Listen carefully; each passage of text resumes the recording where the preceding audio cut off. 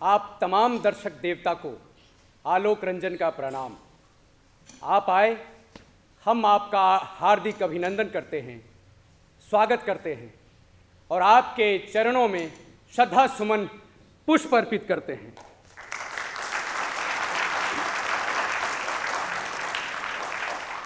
तो आइए आपको आपकी दुनिया में लिए चलते हैं और दिखाते हैं नाटक क्यों।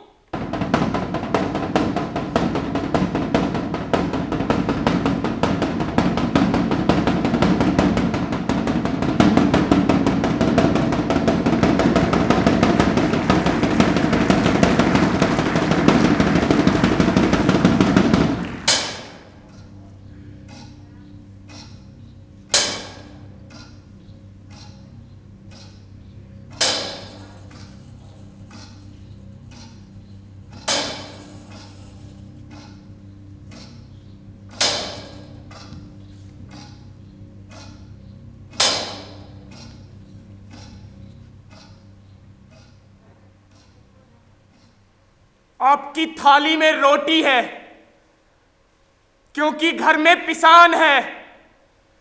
घर में पिसान है इसलिए कि खेत में किसान है। सुना है देश में एक संविधान है। मेरे ठीक बराबर में पड़ी है मेरी कमीज। इतना भी होश ना रहा कि उसे ठीक से टांग दूं या तह करके रख दूं। बस उसे उतार कर रख दिया बिस्तर पर और खुद भी लेट गया। उसकी जेब में 1-2 नोट होंगे, बस की टिकट और ना जाने कितनी रास्तों के धूल। उसे देखते हुए लगता है कि अगले ही पल वो करवट बदलेगी और धीरे से कराहेगी। मेरी कमीज मेरी त्वचा बन गई है। कई लोग मुझे उसी से पहचानते हैं। कहते हैं वो नीली कमीज वाला फिर आया था काम मांगने। कहते हैं वो नीली कमीज वाला फिर आया था काम मांगने। पर अब न काम है, न काज है, न रोटी है, न अनाज है। लॉकडाउन हो गई जब से आई कोरोना बीमारी। मंदिर मस्जिद घर दुकान सब बंद मोटर गाड़ी। मंदिर मस्जिद काम काज सब बंद मोटर गाड़ी। हम गरीब के कछु न सहारा, हम गरीब के कछु न सहारा। दिखे नए कोठाओ सरकार हम मजदूरन के भेज दे अपन गाँव।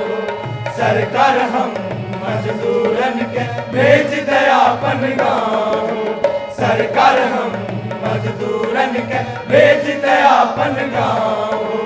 सरकार हम मजदूरन के भेज दे अपन गाँव। रोटी रोटी रोटी 40 दिन हो गए अब तक। न जाने हमारी अर्जी कब तक सुनी जाएगी। 4 दिन से कुछ नहीं खाया है और मगरवा की हालत तो देखो भूख के मारे।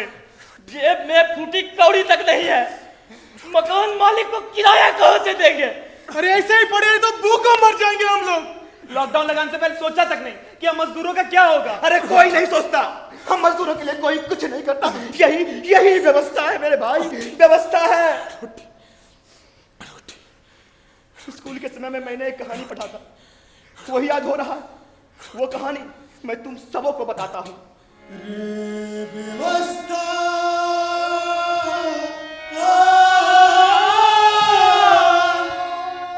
कैसी है तू।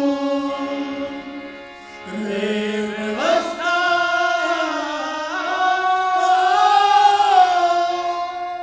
कैसी है तू।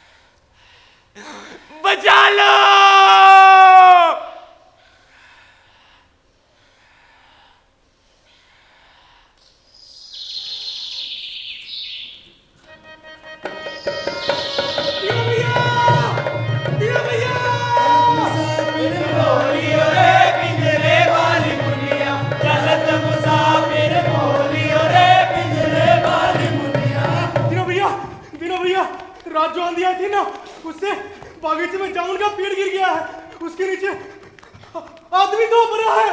आदमी तो पड़ा है। क्लर्क साहब, 80 चुटकी, 80 चुटकी, 80 चुटकी। रगड़ के खैनी, रगड़ के खैनी, रगड़ के खैनी। सलाम क्लर्क साहब। सलाम सलाम। बागीचे में जामुन का पेड़ गिरा, उसके नीचे आदमी तो पड़ा है। आदमी तो पकड़ा हुआ। अरे ये बात तो मुझे सीनियर क्लर्क को बतानी पड़ेगी। क्लर्क साहब, बीड़ी धरले जिगर से दिया, जिगर में बड़ी आग है। क्लर्क साहब नमस्ते। अरे क्या हुआ? अपने लोन में जामुन का पेड़ गिरा है, उसके नीचे आदमी तो पकड़ा हुआ है। अरे ये बात तो मैं सुपरिटेंडेंट साहब को बतानी पड़ेगी। सुपरिटेंडेंट साहब। मन चले बाबा अपने शिष्य के साथ हुए गिरफ्तार। जय हो बाबा, लगे रहिए। सास को ले भागा दामाद, कैसा समय आ गया है भाई।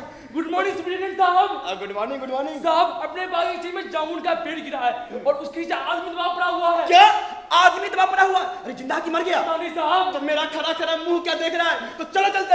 अरे चलो चल के देखते हैं। चलो देखते हैं।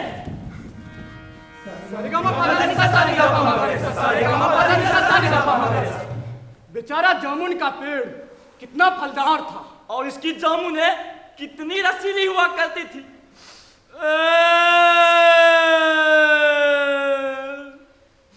मैं फलों के मौसम में झोली भर के ले जाया करता था और मेरे बच्चे इसकी जामुने कितनी खुशी से खाया करते थे। अबे तुम नकली एक्टिंग करता है, आगे बोलो। मगर ये आदमी पता नहीं जिंदा है कि मर गया। मर गया होगा, इतना भारी पेड़ जिसकी पीठ पर गिरे कैसे बच सकता? नहीं, जिंदा हूं मैं। जिंदा है? मैं तो कहता हूँ इस पेड़ को हटाकर आदमी को निकाल लेते हैं।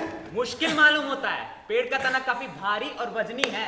क्या मुश्किल है? अगर सुपरिटेंडेंट साहब हुक्म दे तो अभी 15-20 माली, चपरासी और क्लर्क जोर लगाकर इस पेड़ के नीचे से आदमी को निकाल सकते हैं। लगाओ जोर, हम तैयार हैं। जोर लगा के, हैया! जोर लगा के, हैया! जोर लगा के, हैया! रुको, पहले मुझे अंडर सेक्रेटरी साहब से बात कर लेने दो, उसके बाद इस पेड़ को हटाते रहना।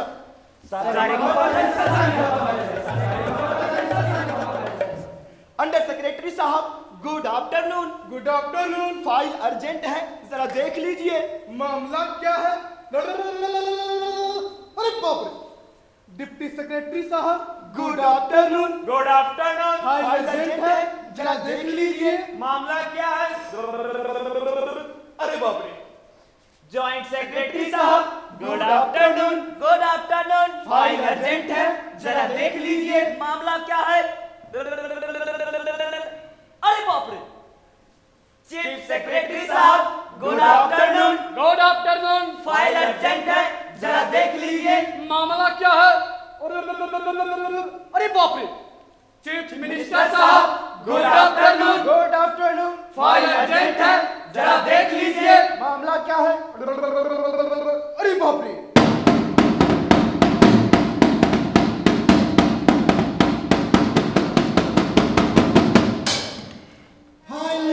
चलती रही, टाइम बढ़ता रहा।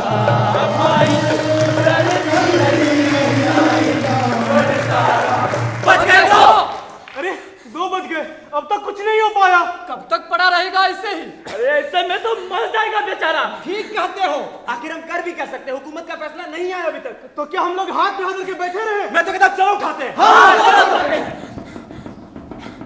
जोर लगा के, हैया! जोर लगा के, हैया! जोर लगा के, हैया! रुको, हम लोग खुद से इस पेड़ को नहीं हटा सकते। अरे हम लोग व्यापार विभाग से संबंधित आदमी हैं और यह पेड़ की समस्या है जो कि किसी और डिपार्टमेंट से संबंधित है। इसीलिए इस फाइल पर हम अर्जेंट मार्क करके आगे बढ़ा देते हैं। वहां से उत्तर आने पर इस पेड़ को हटवा देंगे। फाइल चलती रही, टाइम बढ़ता रहा। फाइल चलती रही, टाइम बढ़ता रहा।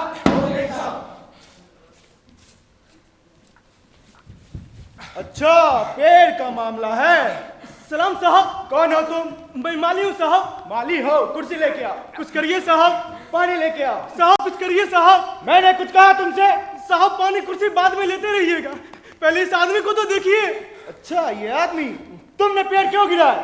मैंने पेड़ नहीं गिराए, बल्कि तो तुम पेड़ के नीचे क्या कर रहे हो?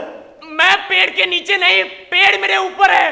साहब कुछ करिए साहब, इस आदमी को बचा लीजिए साहब। ये पेड़ व्यापार विभाग के लॉन में गिरा है, इसलिए इस पेड़ को हटवाने या ना हटवाने की जिम्मेदारी व्यापार विभाग की जाती है, ना कि कृषि विभाग की। इस पेड़ को हटवाने और ना हटवाने की जिम्मेदारी कृषि विभाग की है। यह पेड़ व्यापार विभाग के लॉन में गिरा है, इसलिए इस पेड़ को हटवाने की जिम्मेदारी व्यापार विभाग की जाती है। इस पेड़ को हटवाने और ना हटवाने की जिम्मेदारी कृषि विभाग की है। व्यापार विभाग की है। कृषि विभाग, व्यापार विभाग, कृषि विभाग, व्यापार, कृषि विभाग, कृषि विभाग, कृषि। यह एक फलदार पेड़ का मामला है और एग्रीकल्चर डिपार्टमेंट अनाज और खेतीबाड़ी के मामले में फैसले करने का हकदार है, इसलिए इस फाइल को अर्जेंट मार करके आगे बढ़ा देता हूं। फाइल चलती रही, टाइम बढ़ता रहा, फाइल चलती रही, टाइम बढ़ता रहा, हो गई रात।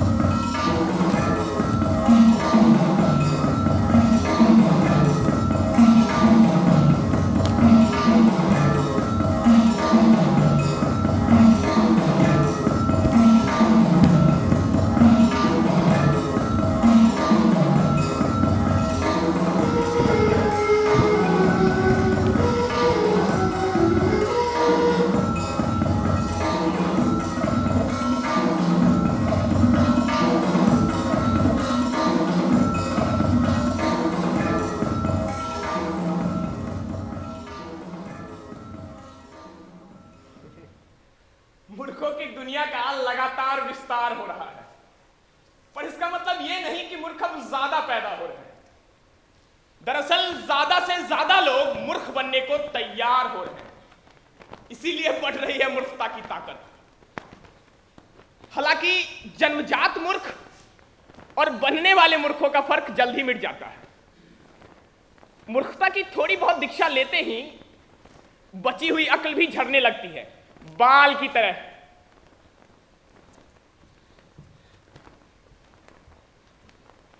मूर्खता की परिभाषाएं धुंधली पड़ रही है। मूर्खता के किस्से बदल रहे हैं गौरवपूर्ण गाथाओं में।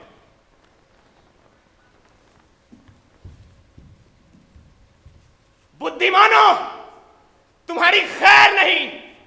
किसी भी दिन एक आधिकारिक घोषणा के तहत तुम्हें ही घोषित किया जा सकता है महामूर्ख।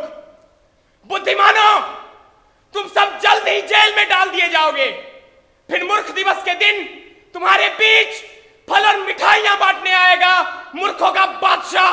मूर्ख दिवस के दिन तुम्हारे बीच फल और मिठाइयां बांटने आएगा मूर्खों का बादशाह। मूर्ख दिवस के दिन तुम्हारे बीच फल और मिठाइयां बांटने आएगा मूर्खों का बादशाह।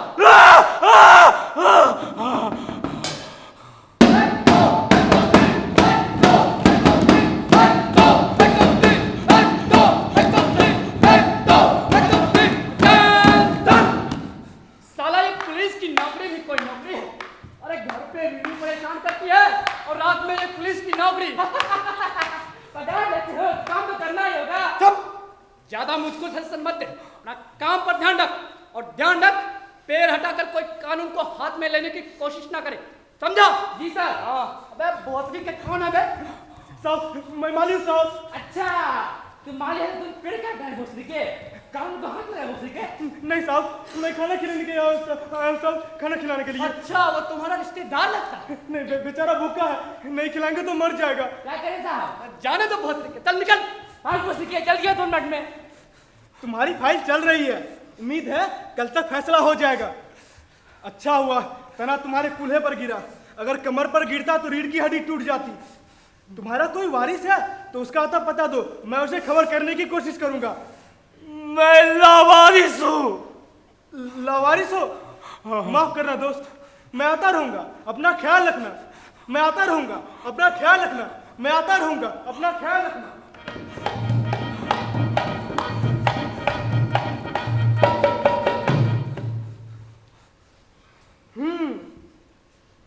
आश्चर्य है, इस समय जब हम सब पेड़ लगा इसकी ऊंचे स्तर पर चला रहे हैं, हमारे देश में ऐसे सरकारी अफसर मौजूद हैं जो पेड़ों को काटने का सुझाव देते हैं, वो भी फलदार पेड़ को, और वो भी जामुन के पेड़ को, जिसके फल जनता बड़े चाव से खाती है। हमारा हॉर्टिकल्चर डिपार्टमेंट किसी भी हालत में इस फलदार पेड़ को काटने की इजाजत नहीं दे सकता। अब क्या कर जाए? अगर पेड़ काटा नहीं जा सकता तो इस आदमी को ही काट कर निकाल लिया जाए। ये देखिए, अगर इस आदमी को ठीक बीच से यानी धड़ से काटा जाए तो आधा आदमी इधर से निकल आएगा, आधा आदमी इधर से बाहर आ जाएगा और पेड़ वही का वही रहेगा। मगर ऐसे में तो मैं मर जाऊंगा। ये भी ठीक कहता है। आप शायद जानते नहीं आजकल प्लास्टिक सर्जरी कितनी उन्नति कर चुकी है। मैं समझता हूं अगर इस आदमी को ठीक बीच से काट कर निकाल लिया जाए तो प्लास्टिक सर्जरी से धड़ के स्थान से इस आदमी को फिर से जोड़ा जा सकता है। ये बिल्कुल सही कहता है, मैं इसके राय से सहमत हूँ। इसीलिए अब इस फाइल को मेडिकल डिपार्टमेंट को देंगे, मेडिकल डिपार्टमेंट ही इसका समाधान करेगा। फाइल चलती रही, टाइम बढ़ता रहा, फाइल चलती रही, टाइम बढ़ता रहा। मेडिकल विभाग के सबसे योग्य plastic surgeon doctor dash dash dash को इस काम के लिए नियुक्त किया जाता है।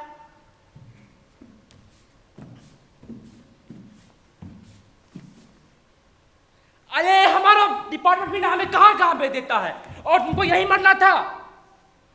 मुंह खोलो और खोलो, अरे और खोलो, अब आंख दिखाओ और दिखाओ, अरे और दिखाओ, सांस गहरी लो और लो, अरे और लो, अब छोड़ो, लेकिन धीरे धीरे। हाथ आगे बढ़ाओ और आगे बढ़ाओ, अरे और आगे बढ़ाओ। अरे ये तो बहुत बुरी स्थिति में है। इस आदमी का तो प्लास्टिक ऑपरेशन हो सकता है और ऑपरेशन सफल भी रहेगा, लेकिन आदमी मर जाएगा। नहीं नहीं, ये मामला बहुत ही संगीन है, इसीलिए हम प्लास्टिक ऑपरेशन को रद्द करते हैं और इस पर हमारा डिपार्टमेंट विचार करेगा। फाइल चलती रही, टाइम बढ़ता रहा, फाइल चलती रही, टाइम बढ़ता रहा। जानते हो, अब मामला ऊपर चला गया है। सुना है कल सेक्रेटरिएट में सभी सेक्रेटरियों के बीच मीटिंग है, उसमें तुम्हारा भी मामला रखा जाएगा। उम्मीद है कल काम पूरा हो जाएगा। ये माना कि तगाफुल न करोगे, लेकिन हम खाक हो जाएंगे तुम्हें खबर होने तक। क्या तुम शायर हो? हाँ। अरे जानते हो, पेड़ के नीचे दबा हुआ आदमी शायर है। शायर है? अरे सुनते हो, पेड़ के नीचे दबा हुआ आदमी शायर है। शायर है तो फिर चलो चल के शायरी सुनाते हैं। हाँ,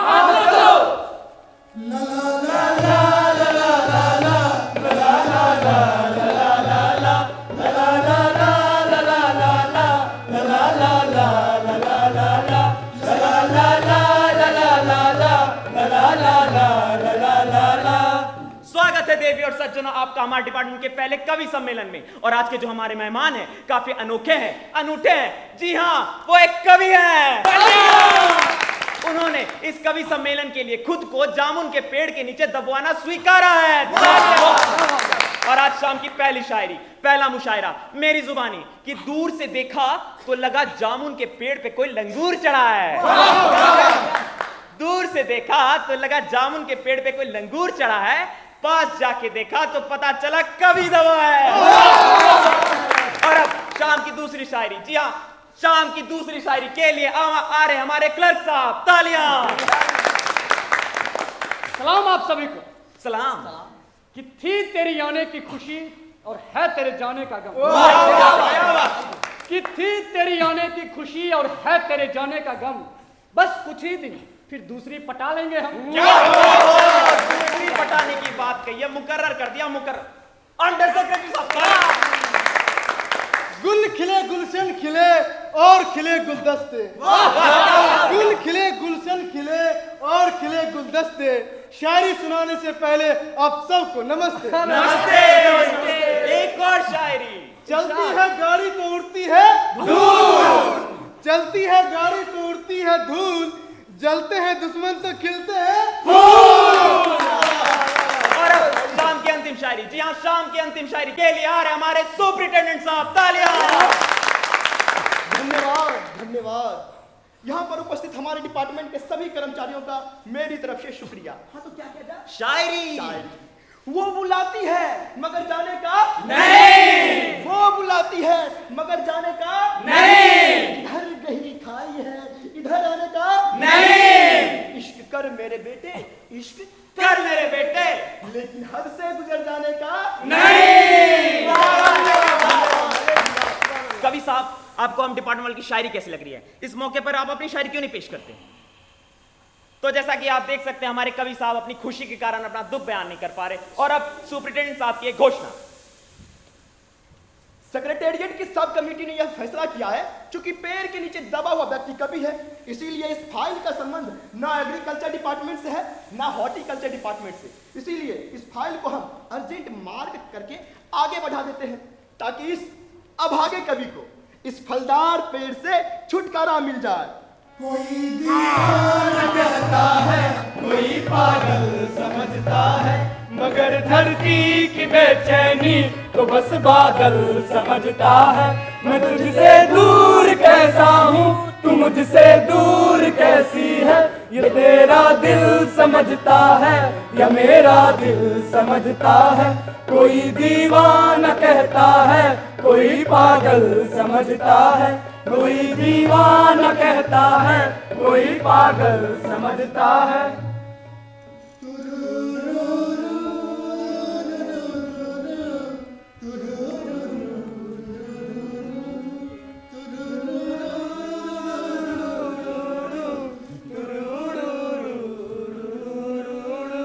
हर कोई मुस्कुराता है, लेकिन अपने अपने अर्थ के साथ।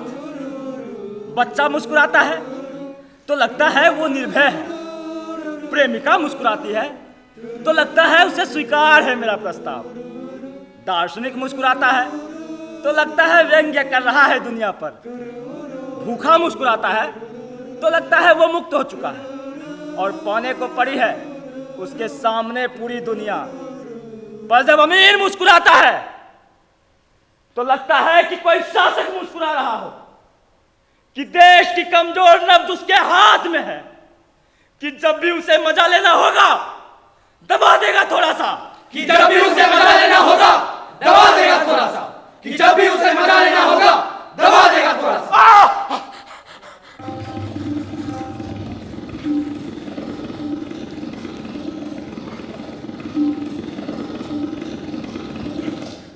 तुम कवि हो? जी हाँ। किस उपनाम से शोभित हो? ओस। ओस? क्या तुम वही हो तो जिसका गल संग्रह ओस के फूल जो हाल में प्रकाशित हुआ है? जी हाँ। क्या तुम हमारे एकेडमी का मेंबर हो? नहीं। आश्चर्य है, इतना बड़ा कवि ओस के फूल के लेखक हमारे एकेडमी का मेंबर नहीं? नहीं। ओह, कितनी भूल हो गई हमसे। इतना बड़ा कवि कैसी अंधेरी गुमनामी में दबा पड़ा हुआ है? अरे अंधेरी गुमनामी में नहीं साहब, एक पेड़ के नीचे दबाओ। कृपया मुझे यहाँ से बाहर निकालिए। अभी बंदोबस्त करता हूँ, अभी बंदोबस्त करता हूँ।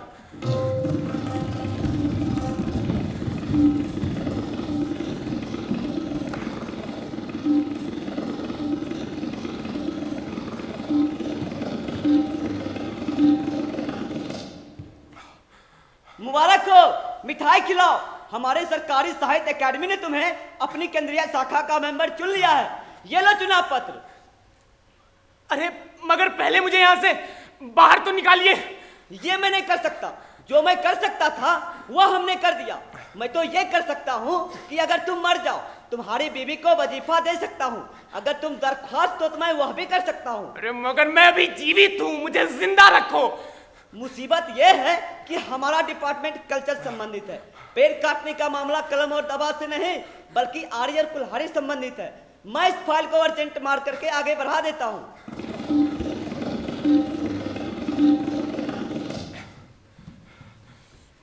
नमस्कार, आप देख रहे हैं फलाना ढिमकान न्यूज। मैं हूं आपका रिपोर्टर गोदी तीसरा। आइए आपको ले चलते सचिवालय के लॉन में, जहां पर एक जामुन के पेड़ को बचाने की पूरी जोर शोर से कोशिश की जा रही है। अधिकारी 3 दिन से लगे हुए, फाइल इधर की उधर हो रही है। आज हम उन्हीं कर्मचारियों से आपकी भेंट कराते हैं, जानते हैं उनके इस बारे में क्या रहा है और ये मसला कहां तक पहुंचा है। सर, आप क्या बोलना चाहेंगे इस बारे में? देखिए, विदेश विभाग का हुक्म आया है कि इस पेड़ को ना काटा जाए। कारण यह है कि 10 वर्ष पहले जो अमेरिका के राष्ट्रपति हमारे देश आए थे, उन्होंने अपने हाथों से इस पेड़ को लगाया था। अब अगर यह पेड़ काटा गया तो यह अंदेशा किया जा रहा है कि हमारे देश और अमेरिका के बीच में संबंध बिगड़ सकते हैं। इसीलिए ये पेड़ ज्यों का त्यों रहेगा। मगर एक आदमी के जान का भी सवाल है और 2 देशों के संबंध का भी सवाल है। और ये भी तो समझो, अमेरिका सरकार हमारे देश को कितनी सहायता देती है। क्या हम उनकी मित्रता के खातिर एक आदमी के जीवन का बलिदान नहीं कर सकते?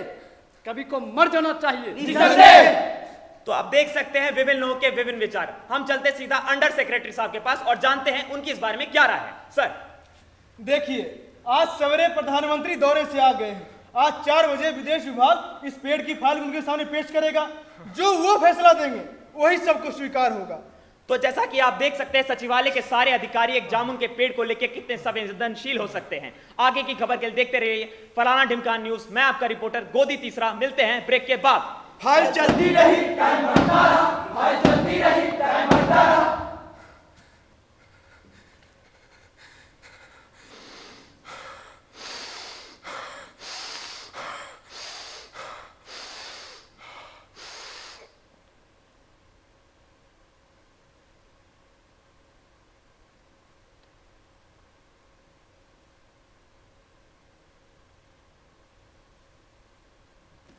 अरे सुनते हो, अरे भाई सुनते हो, प्रधानमंत्री जी ने इस पेड़ को काटने का हुक्म दे दिया है और इस घटना की सारी अंतर्राष्ट्रीय जिम्मेदारी अपने सर ले ली है। अरे कल ही इस पेड़ को काट दिया जाएगा और तुम मुक्त हो जाओगे। अरे भाई सुनते हो, तुम्हारी फाइल अब पूर्ण हो चुकी है। अरे भाई सुनते हो।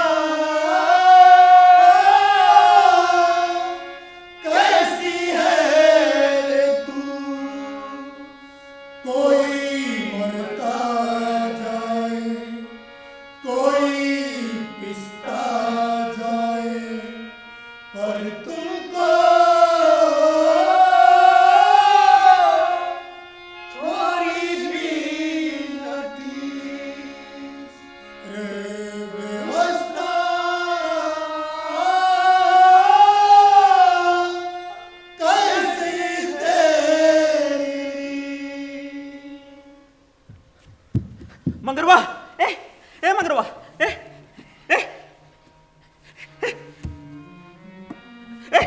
मंगरवा, मंगरवा भूखे काट मारा गया। मंगरवा, मंगरवा, मंगरवा, मंगरवा, मंगरवा।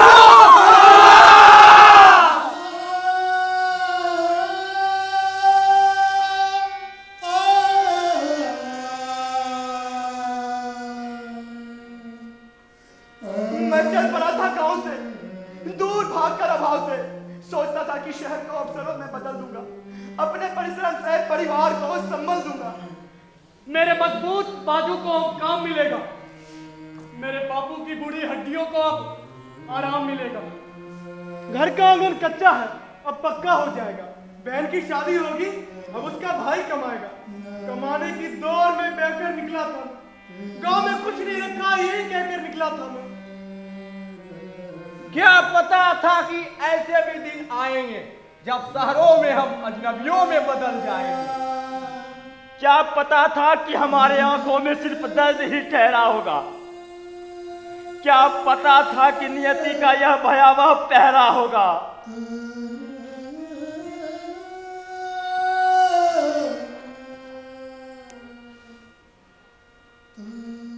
क्या पता था कि हमारे डेरों में सिर्फ भूख पलेगी। क्या पता था कि हमें शहरों से ये सौगात मिलेगी। क्या पता था कि दुखों के बादल यूं बरस जाएंगे, क्या पता था कि हम अपनों को देखने को तरस जाएंगे। हम हो गए निकम्मे निसहाय, व्यवस्था तेरा कैसा कहर है। अब समझ में आया, जहां कोई किसी को असहाय नहीं छोड़ता, उस गांव में मेरा घर है। क्या पता था करुणा का कोई मोल नहीं होगा, क्या पता था संवेदना का एक बोल नहीं होगा। अब ना कमाने की चिंता, ना ये सोचा कि क्या खाना है, बस हमें अपने घर जाना है। हमें अपने घर जाना है। हमें अपने घर जाना है। हमें अपने घर जाना है।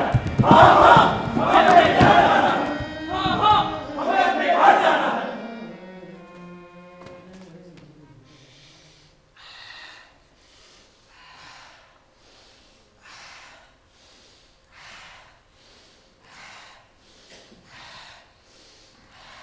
जा रहे हैं, जैसे आए थे वैसे ही जा रहे हैं। 2-4 पोटियां साथ भी और आज भी है। और ये देख, लेकिन आंखों पे खरोंचे कितनी बढ़ गई है, कौन देखता है? कोई रोकता तो रुक भी जाते, बस दिखलाता आंख में थोड़ा पानी, इतना ही कहता ये शहर तुम्हारा भी तो है। उन्होंने देखा भी नहीं पलट के, जिनकी घरों की दीवारें हमने चमकाई। उन्होंने भी कुछ नहीं कहा, जिनकी चूड़ियां हमने 1300 डिग्री तापमान में कांच पिघलाकर बनाई।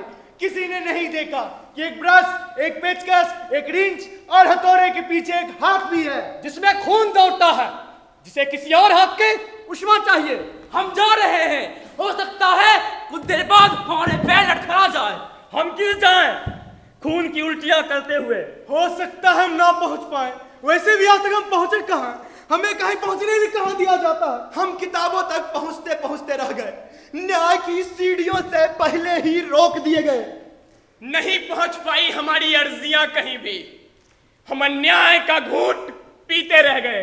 जा रहे हैं हम, ये सोचकर कि हमारा एक घर था कभी, अब वह ना भी हो, तब भी उसी दिशा में जा रहे हैं।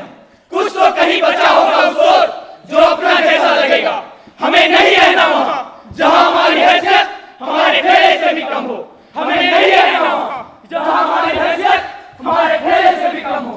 हमें नहीं रहना वहां जहां हमारी हैसियत हमारे ठेले से भी कम हो। हमें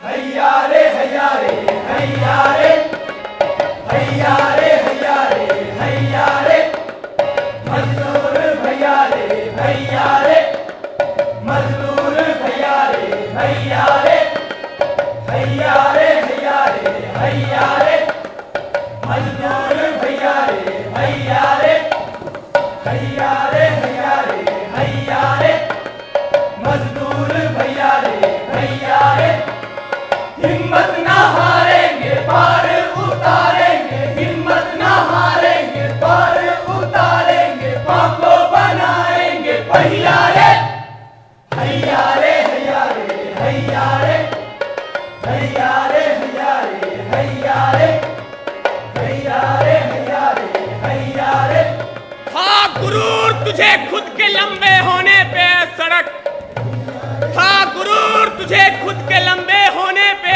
सड़क, गरीब के हौसलों ने तुझे पैदल ही नाप दिया।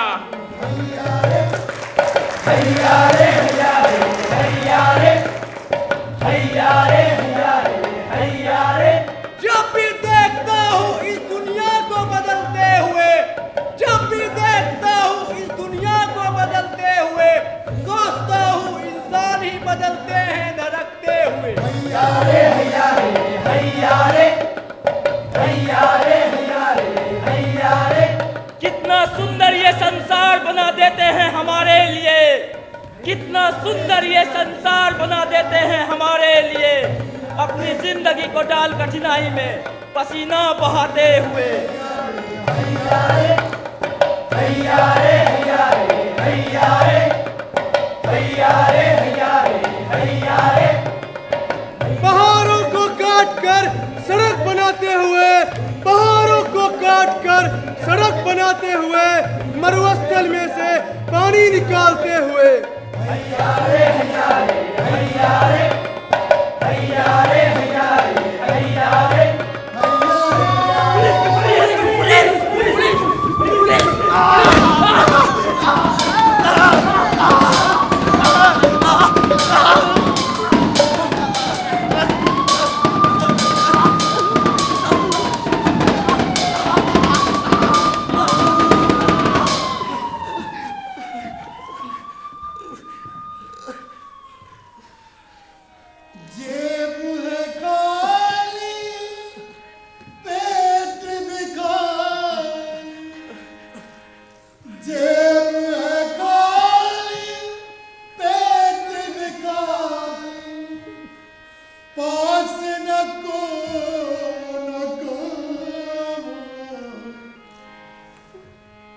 सरकार हम मजदूरन के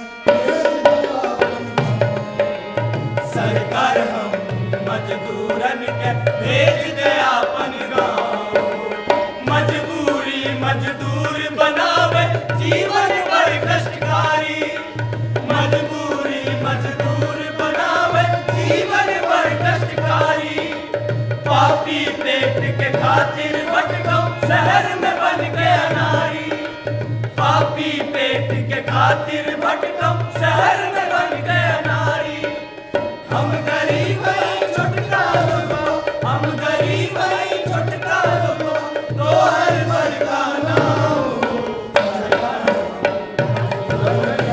भेज दे अपन गाँव सरकार भेज दे अपन गाँव सरकार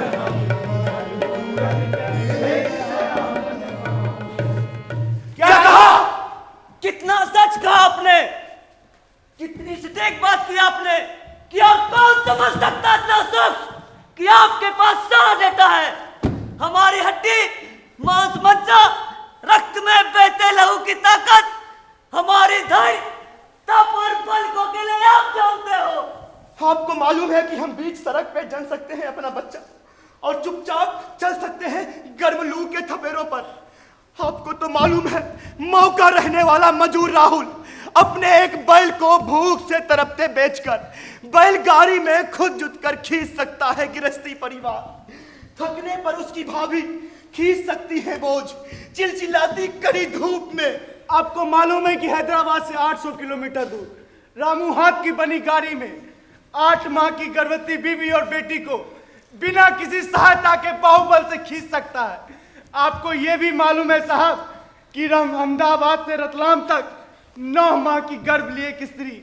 अपने पति और 2 बच्चे के साथ पैदल 196 किलोमीटर भी चल सकती है आपको सब मालूम है सिवाय इसके कि हमें आपकी मनुष्यता के बारे में जो मालूम ना था आज तक अब सब मालूम हुआ आपको सब मालूम है सिवाय इसके कि हमें आपकी मनुष्यता के बारे में जो मालूम ना था आज तक अब सब मालूम हुआ साहब आपकी महंगी गाड़ी चलाने वाला अक्सर घर पैदल जाता है करोड़ों की रखवाली करने वाला वक्त पे पगार नहीं पाता है कभी कभी एक वक्त भूखा रहता है जो आपके लिए आधे घंटे में पिज्जा लाता है बरसात में छठ पकती है उनके घरों की जो आपके लिए बड़ी बड़ी बिल्डिंगें बनाता है बरसात में छठ पकती है उनके घरों की जो आपके लिए बड़ी बड़ी बिल्डिंगें बनाता है मैं रचना हूं रचनाकार भी हूं घर के चूल्हे का अंगार भी हूं मैंने बनाया महल अटारी सड़क यातायात और सवारी पर खुशियों से कोसों दूर हूं बड़े बड़े पुल निर्माण में पसीना बहाता हूं हादसों में अपने ही खून से नहाता हूं कमा कमा कर मैं मालिक को खिलाता हूं पर अपने परिवार को टुकड़ों में जिलाता हूं मेरी पीड़ा कोई नहीं सुनता है काम पड़े तो मालिक मुझे चुनता है मेरी कीमत मालिक लगाता है बुढ़ापे में मुझे दूर भगाता है मैं तो लाचार और मजबूर हूं क्योंकि मैं मजदूर हूं क्योंकि मैं मजदूर हूं क्योंकि मैं मजदूर हूं मैं मजदूर हूँ और मैं मजदूर मैं मजदूर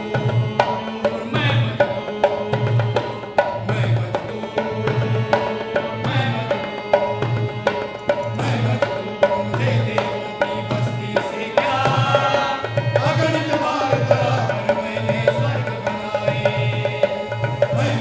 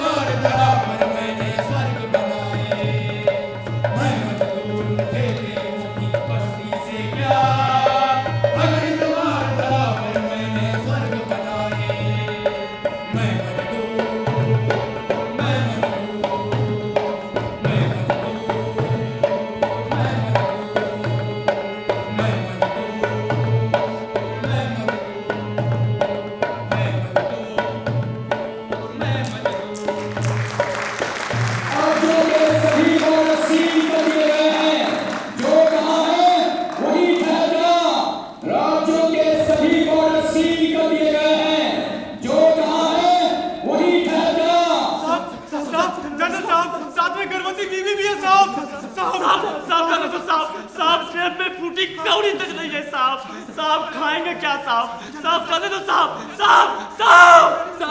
जाने दो साहब, मेरी माँ बीमार है साहब, जाने दो साहब, जाने दो। साहब में छोटे छोटे बच्चे हैं, थके और भूखे भी हैं साहब, जाने दो साहब, जाने दो साहब, साथ में बूढ़े बाप भी है साहब, जाने दो साहब पीने तक का पानी नहीं बचा है साहब, जाने दो साहब। शहर में काम नहीं है, कमाएंगे क्या, खाएंगे क्या साहब, जाने दो साहब, मुझे जाने दो साहब, मेरी बीवी बहुत बीमार है साहब, मेरे छोटे छोटे 2 बच्चे हैं साहब, मुझे जाने दो साहब,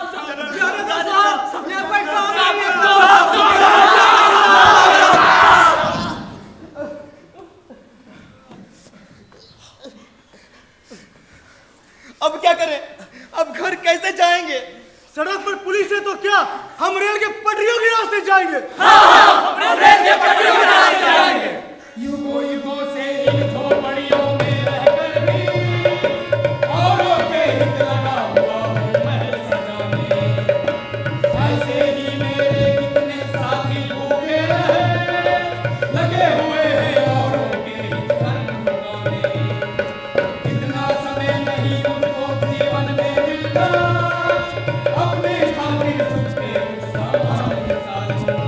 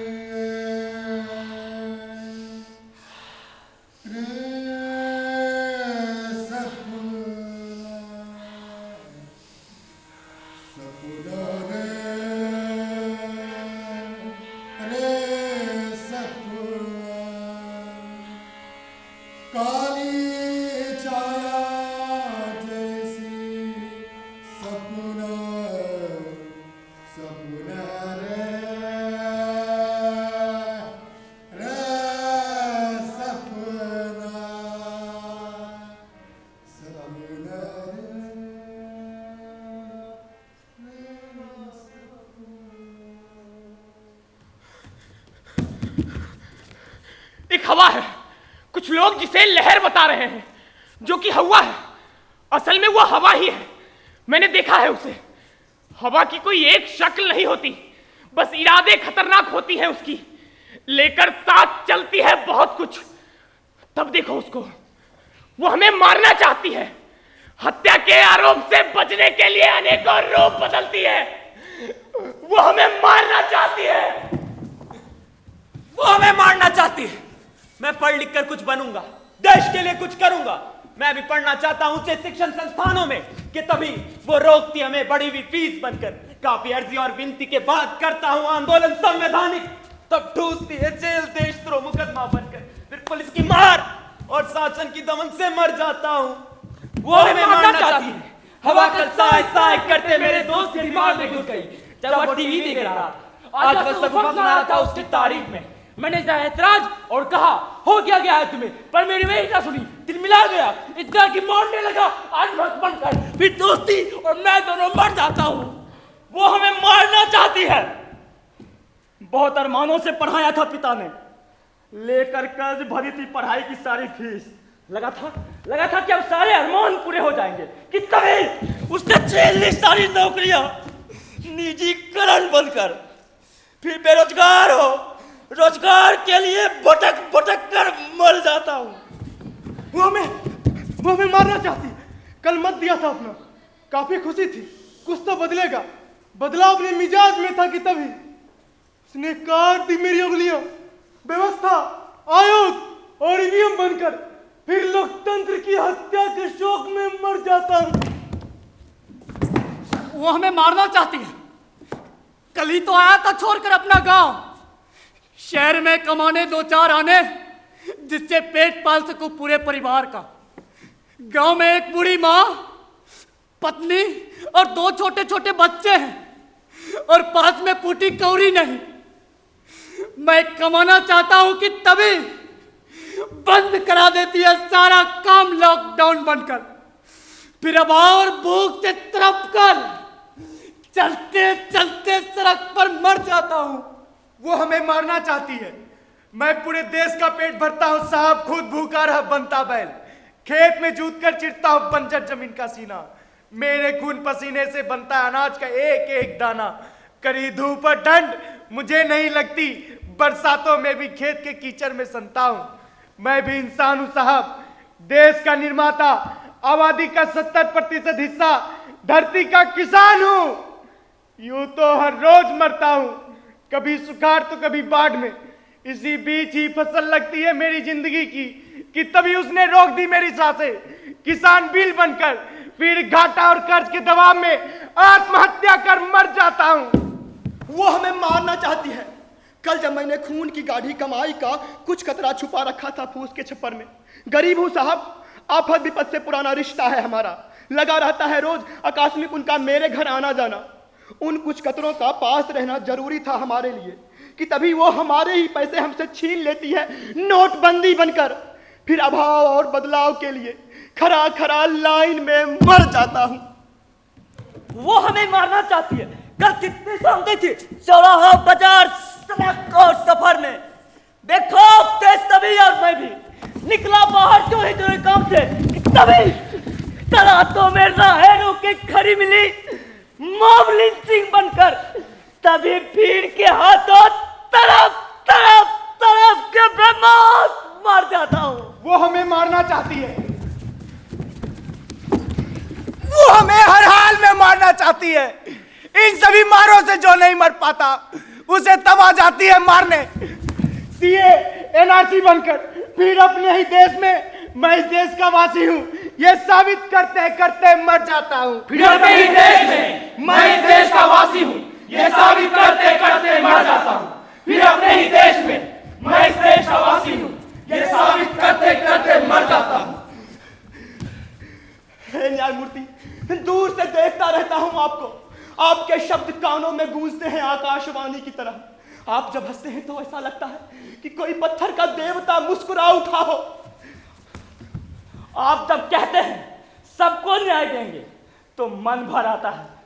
कैसे आऊं आप तक? हे देव, आप तक आने का रास्ता इतना आसान नहीं। आपको सबूत चाहिए और मेरे पास सच के सिवा कुछ नहीं। सच को सबूत में ढालना हम देशों के लिए किसी युद्ध से कम नहीं। सच और सबूत के बीच एक गहरी खाई है श्रीमान, जिसमें उड़ते रहते हैं विशाल डैनों वाले कानून के पहरुए, जो संविधान नहीं नोटों की सेवा में लगे रहते हैं। आए दिन एक लड़की इसलिए जान दे देती है कि वो अपने साथ हुए बलात्कार को कभी बलात्कार साबित नहीं कर पाती। एक आदमी खुलेआम भीड़ के हाथों मारा जाता है पर उसकी हत्या कभी हत्या नहीं साबित हो पाती। मिलाद, मैं डरता हूं कि मेरी बेडौल शक्ल देखा पूछ न बैठे कि मैं किस देश का वासी हूं। एक बूढ़े पेड़ ने देखा है मेरा बचपन, एक नदी को मालूम है मेरा पता, पर क्या आप उसकी गवाही मानेंगे? एक बूढ़े पेड़ ने देखा है मेरा बचपन और एक नदी को मालूम है मेरा पता, पर क्या आप उसकी गवाही मानेंगे?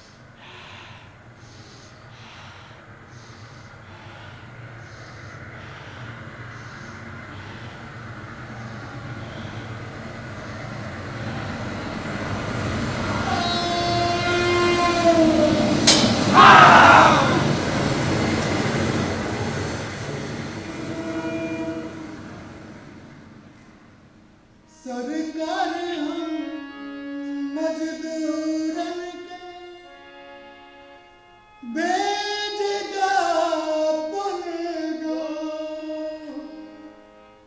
सरकार मजदूरन के भेजदा पुलगो।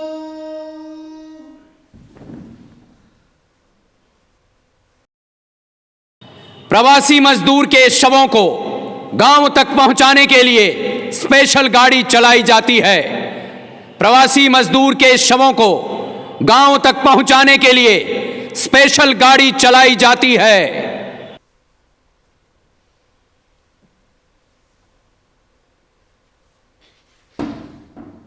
एक सवाल बहुत परेशान करता है। जहन की दीवारों से जब भी टकराता है तूफान उठा जाता है। एक सवाल जो इम्तिहानों में नहीं पूछा जाता। जब इंसान की मजबूरियां बेबसी के पत्थरों पे सर पटकती है, जब इंसानियत को सरेआम ताकों के भाव बेचा जाता है, जब एक सच को कई नकाबपोश झूठ मिलकर कुचलते हैं, जब बेगुनाह अन्याय के फंदों में और गुनहगार फूलों से नवाजे जाते हैं, जब बेगुनाह अन्याय के फंदों में और गुनहगार फूलों से नवाजे जाते हैं, तब एक सवाल उठता है, तब एक सवाल उठता है, क्यों क्यों क्यों?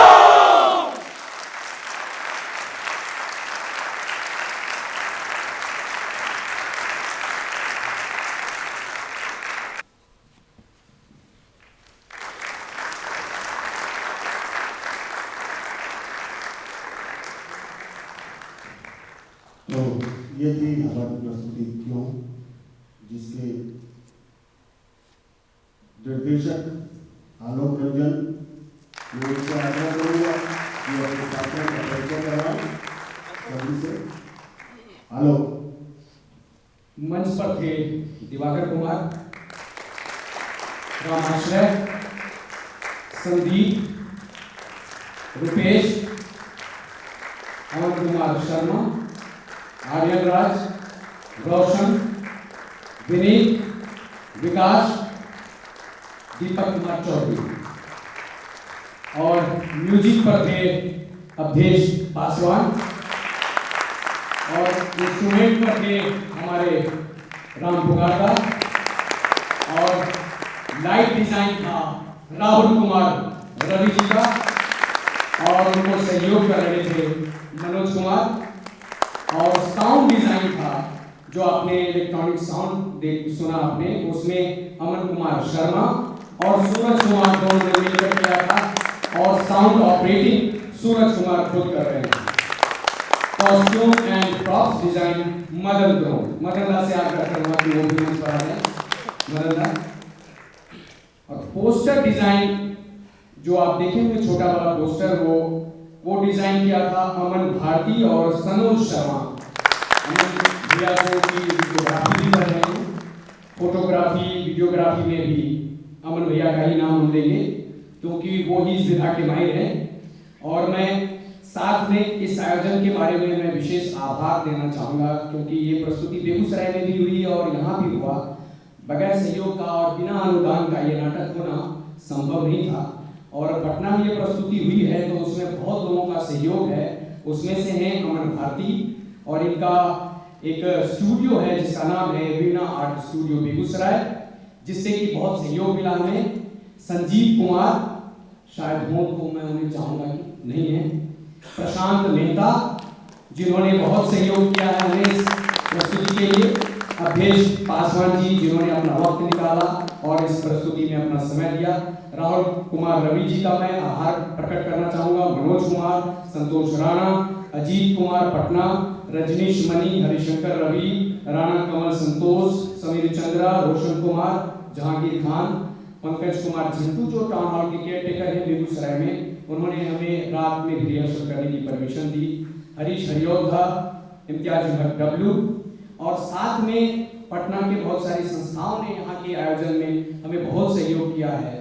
अभी जो ऊपर नाम लिया था उसमें से पटना के बहुत सारे रंगकर्मी का ही नाम लिया था मैंने, जिन्होंने हमें सहयोग किया और संस्था में जो सहयोग किया है उसमें से हैं strugglers, art maker, creation, imagination, HMT Patna, Asha Chhapra, Akshara, Abhishek Raj ड्रामेबाज, जिन्होंने मेन गेट पोस्टर डिजाइन और बाहर जो देखा होगा आप लोगों ने, जोगीड़ा गायन करके आपको जुटाने, आपको यहाँ तक लाने में सहयोग किया है।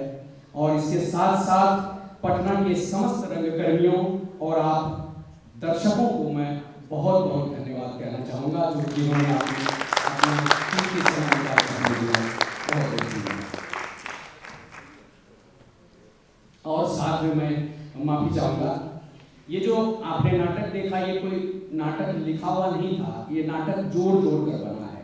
और इस नाटक में बहुत सारे कवियों और कथाकारों की रचनाओं को लेकर इस नाटक को तैयार किया है, जिसमें से रामधारी सिंह दिनकर की कविता थी, संजय कुंदन जी की कविता थी, शैलेश लोढ़ा जी की कविता थी, और कृष्णचंद्र की कहानी, अरुण आदित्य, परितोष त्रिपाठी, संजीव सारथी आदि रचनाकारों की रचनाओं को लेकर इस नाटक को बढ़ा गया। तो मैं रचनाकारों के प्रति भी मैं आभार प्रकट करता हूँ और धन्यवाद देता हूँ कि आपने ऐसी रचना रची जो हमें ये प्रेरित किया कि मैं इस रचनाओं को लेकर इस नाटक को तैयार करूँ, इसको नाटक का रूप दूँ। तो मैं उन कथाकारों और